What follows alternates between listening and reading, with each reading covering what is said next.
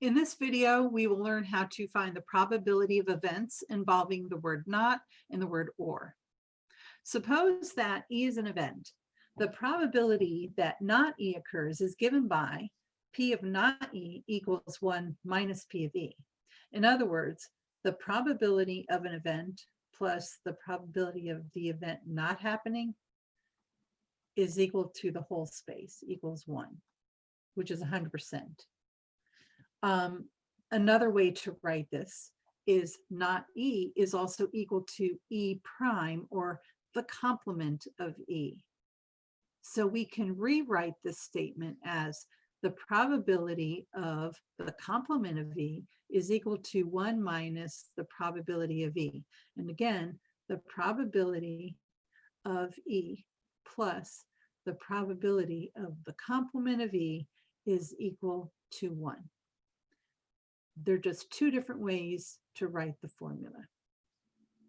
We go to our first example, example 1.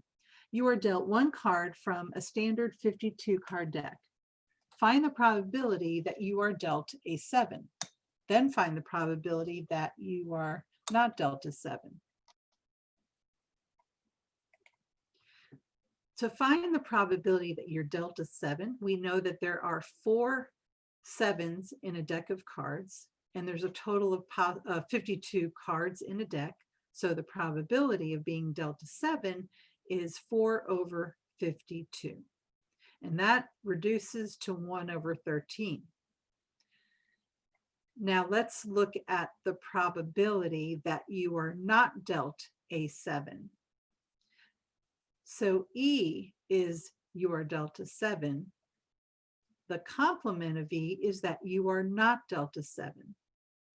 To find the probability that you are not dealt a 7, you simply subtract P of E from 1 using our formula up here. To find the probability that we're not getting a 7, that's equal to 1 minus the probability of getting a 7. We already did that part of finding the probability of getting a 7. So we take 1 and subtract 1 over 13. We're going to express this whole number as 13 divided by 13. So we can get a common denominator. Now we can subtract the numerator. 13 minus 1 is 12, and we have 12 over 13. If you want to put this expression in your calculator, you can do it that way. 1 minus 1 over 13, math, enter, enter, and we get 12 over 13. And just to double check, if you add the two probabilities together, 1 over 13 plus 12 over 13, that's equal to 13 over 13, which is equal to 1. If you don't get 1 when you add an event and its complement, then we know we have to go back and see where we went wrong. Okay. Now, as a check for number 2, the probability of not being dealt a 7, since there are only 4 cards that are 7, we know that there are 48 cards left in the deck. So the probability is actually 48 divided by 52, which does reduce to 12 over 13. So it's another way to look at it and another way to solve this problem. Okay. Mutually exclusive events. 2 events A and B are said to be mutually exclusive if it's impossible for them to occur simultaneously. For example, let's suppose you roll a die. If the event A is rolling a 4 and event B is rolling a 6, then these events cannot happen at the same time. They are mutually exclusive. If events A and B are mutually exclusive, then the probability of A or event B occurs is given by this formula. P of E or B is equal to P of A plus P of B. Example 2, suppose you are rolling a fair 6-sided die. Find the following probabilities. The probability of rolling a 2 or a 5. Using the formula above, the probability of rolling a 2 or a 5 is equal to the probability of rolling a 2 plus probability of rolling a 5. The probability of rolling any number is 1 over 6. We add 1 over 6 plus 1 over 6, and that's equal to 2 over 6, which reduces to 1/3. Part B, find the probability of rolling a 1 or even number. Using the formula, probability of rolling a 1 plus probability of rolling an even number. There's only one possible outcome to get a 1 out of 6, so probability of rolling a 1 is 1/6. The probability of rolling an even number, since there are 3 even numbers here, 2, 4, and 6, the probability of rolling an even number is 3 over 6. Add the fractions together. We could also do this on our calculator. 1 divided by 6 plus 3 divided by 6. Math, enter, enter, and we get 2/3. Part C, find the probability of rolling an even number or a multiple of 5. This is equivalent to the probability of rolling an even number plus the probability of rolling a multiple of 5. We know there are 3 even numbers, so the probability of rolling an even number is 3 over 6. There's only one multiple of 5 in the numbers 1, 2, 3, 4, 5, and 6. And so the probability of rolling a multiple of 5 is 1 over 6. Add the fractions together, and again, we get 2/3.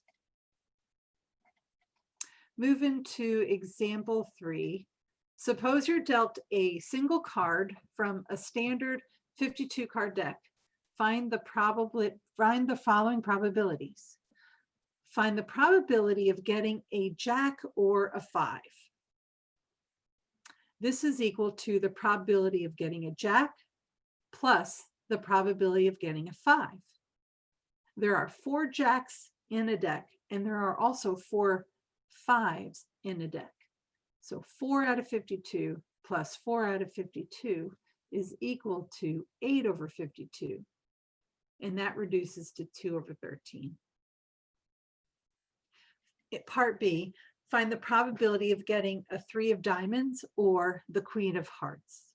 This is equal to the probability of getting a 3 of diamonds plus probability of getting a queen of hearts. Now here, 3 of diamonds, there is only one of those in a deck of cards. There's only one queen of hearts in a deck of cards. So the probabilities are 1 over 52 plus 1 over 52. That's equal to 2 over 52. And that reduces to 1 over 26.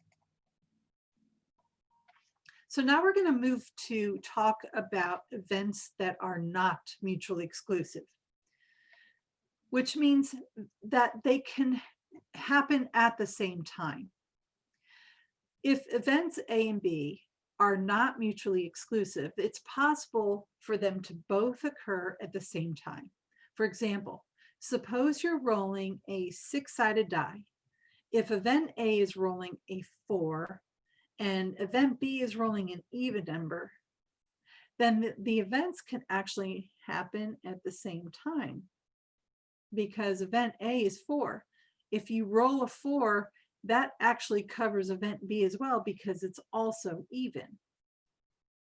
So that means both events A and B have occurred when you roll a 4, which also means that these events are not mutually exclusive.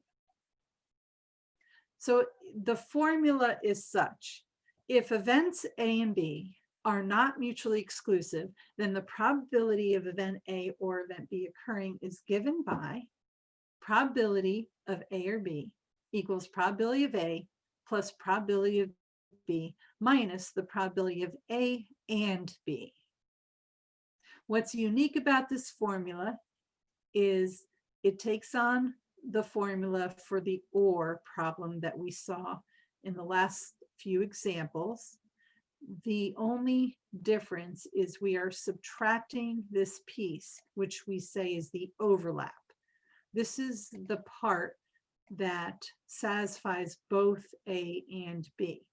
We don't want to overcount this. So when we're adding the probability of A and we're adding the probability of B, we need to subtract the part that overlaps so that you don't count it twice. We're going to do a problem and it'll come clear. Example 4. Suppose you roll a fair die. Find the probability of rolling an odd number or a number less than 5. So first I'm going to identify what A is. A is rolling an odd number, which is 1, 3, and 5. So the number of outcomes there is 3. And B is rolling a number less than 5, which are the numbers 1, 2, 3, and 4. So the number of outcomes in B is 4. Now notice that we have some numbers that are common. The overlap, which is A and B, is rolling both an odd number and a number less than 5. So if we circle what's common in these two groups, we see that 1 and 3 satisfy both A and B. So the number of items in this set is 2. Now we go to our formula. The probability of rolling an odd number plus the probability of rolling a number less than 5 minus probability of doing both is equal to 3 out of 6 plus 4 out of 6 minus 2 out of 6. You could put all of this on the calculator, or since we do have a common denominator, we need only add the numerator, 3 plus 4 minus 2, 5, and then divide it by 6, and we have our answer there, 5 over 6. Example 5, if you select a card from a well-shuffled deck of 52 playing cards, find the probability of selecting either a diamond or a picture card. So set A is selecting a diamond. And we know we have 13 cards in a suit. So there are 13 diamonds. Set B is selecting a picture card, Jack, Queen, King of hearts, diamonds, clubs, and spades. So we actually have 3 picture cards in 4 suits, giving us a total of 12. The question is, are these events mutually exclusive? So the question you must ask yourself is, can you select both a diamond and a picture card? And if you said yes, you are correct, because there are some picture cards that are diamonds. The Jack, Queen, and King of diamonds will overlap this set. So the overlap is this Jack and Queen and King of diamonds. And the number of items there is 3. So the probability of selecting a diamond or a picture card, probability of A or B, is equal to probability of A plus probability of B minus the overlap. So the probability of A is 13 over 52. The probability of B is 12 over 52. And the overlap is 3 over 52. Then we simply take care of the numerator. 13 plus 12 minus 3 is equal to 22. And 22 divided by 52 as a reduced fraction is equal to 11 over 26. Example 6. The table shows the educational attainment of the population of a certain country expressed in millions. Find the probability that a randomly selected person has completed 4 years of high school only, or is a male. Let's set A be that you completed 4 years of high school only. So the total number of people that completed 4 years of high school only is 61. The number of males in this study is a total of 96. The overlap here is of A and B is any male that actually completed 4 years of high school only. And that number is where this column and this row actually cross or intersect. And they intersect at this number 32. So we have 32 males that completed 4 years of high school only. Okay, so already we can see that A and B are not mutually exclusive because there's something in common. All right, and they have 32 that are in common. So to find the probability of A or B, that's equal to probability of A plus probability of B minus probability of A and B, which is the overlap. This is equal to 61 over 179 plus 96 over 179 minus 32 over 179. Then we go to our calculator. I'm just going to add the numerator together. 61 plus 96 minus 32 leaves us with 125 over 179. And we can check with our calculator to see if that's a reduced fraction, and it is 125 over 179. And now we're going to talk about the odds of something happening, the odds in favor or the odds against an event. If P of E is the probability of an event occurring, then the odds in favor of the event E is found by odds in favor of E, that's equal to the P of E divided by P of not E. The odds against an event E are found by odds against E is equal to probability of not E divided by probability of E. In example 7, find the odds in favor of rolling a 2 on a 6-sided die. We're going to use the formula at the top to find the odds in favor of rolling a 2 on a 6-sided die is equal to 1 over 6 divided by 5 over 6. And the reason why we said 5 over 6 in the denominator, because that is the probability of not rolling a 2.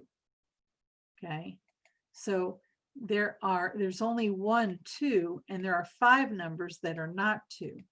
Now you could get this by using the formula we had for the probability of an event not happening. You take 1 and you subtract the probability of the event happening. So 1 minus 1 6 is 5 6. Okay. So the odds in favor of rolling a 2 is 1/6 divided by 5/6. Now, if you put this on your calculator, you will want to use your parenthesis around each fraction.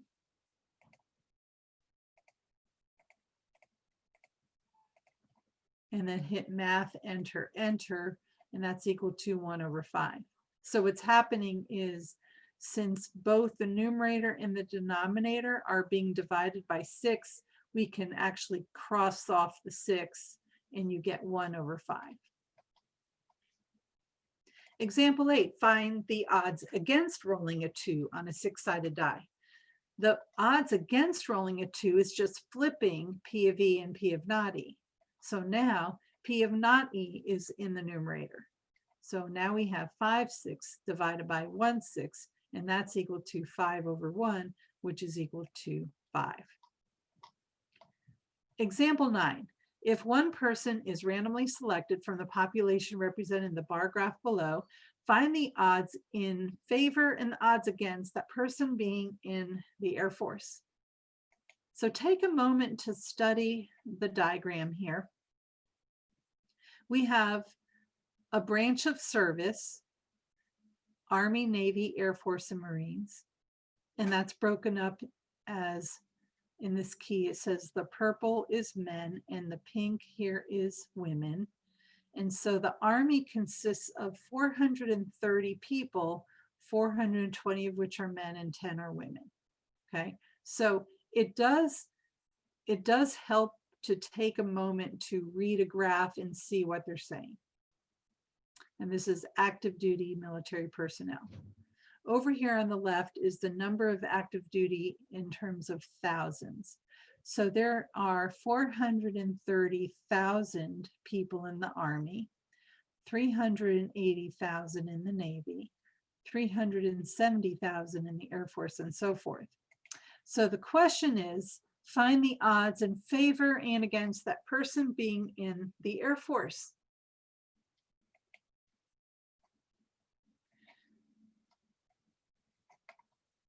Let E be a person in the Air Force. So that number is 370 altogether, including men and women. The total number of military personnel, well, we'll have to count all of that up. That's 430 plus 380 plus 370 plus 250, and that's 1430. Now, don't forget, this is in thousands. Okay, so the probability of an event of that person being in the Air Force is 370 divided by 1430. And the probability of a person not being in the Air Force is whatever's left from that 1430. If 370 are in the Air Force, we subtract that number from 1430.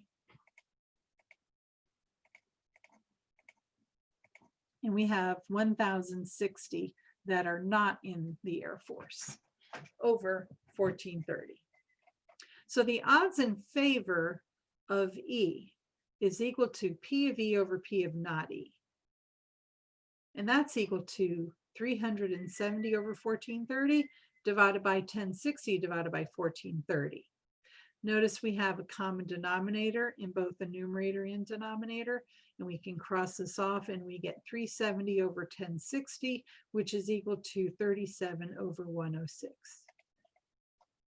And the odds against E is 106 over 37. You're just flipping the fraction.